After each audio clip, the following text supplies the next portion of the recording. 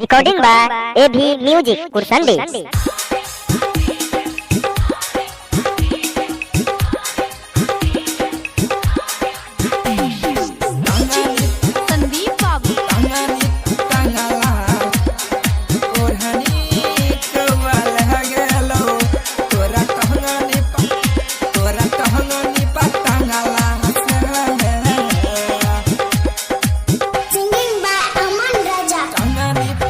ये छोरी ओढ़नी कौआ लगेलो तोरा टहंगनी पटंगला से।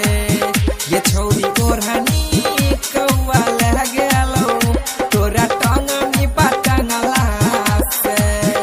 लके उड़ गेलो चोट से चिर देलको गेला के उड़ गेलो चोट से चिर देलको हमें देखड़ी हो बंगाला हसे है।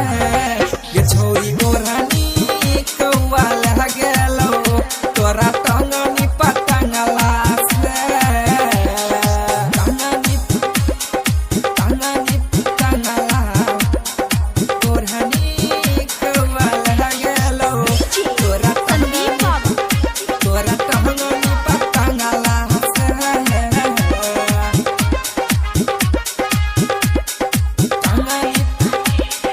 टंगनी पटंगला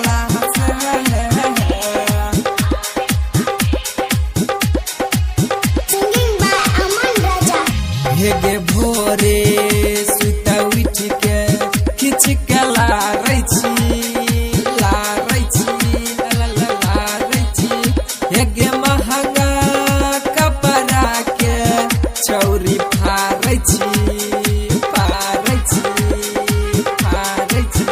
हेगे भोरे सुता उठ के खिच के लारै छी महंगा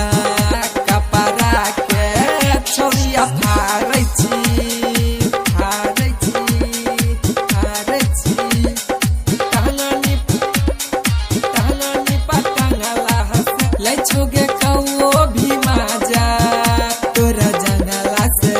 हेगे जंगला से टहंगनी छोरी ओढ़नी कौआ लगेलो तोरा टहंगनी पटंगला से। टहंगनी पटंगला से।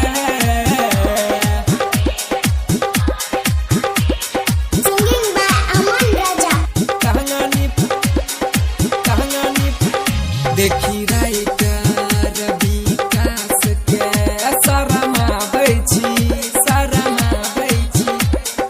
टहंगनी अमन राजा के तोय बोलाबै छी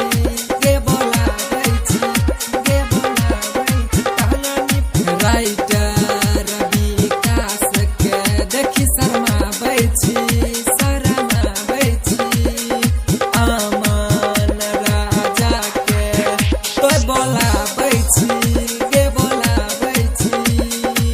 लाले तो कहू होगे माजा तोरा जंगला से। हेगे जंगला से ये छोरी ओढ़नी कौआ लगेलो तोरा टहंगनी पटंगला से। ये छोरी ओढ़नी कौआ लगेलो तोरा टहंगनी पटंगला से।